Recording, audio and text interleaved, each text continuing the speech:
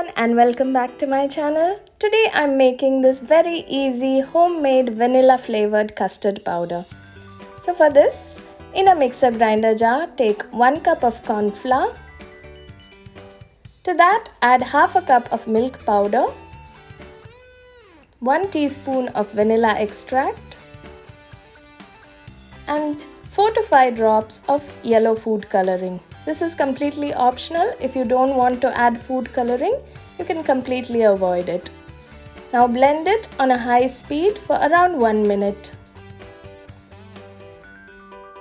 So here our very easy custard powder is ready. You can store it in an airtight container.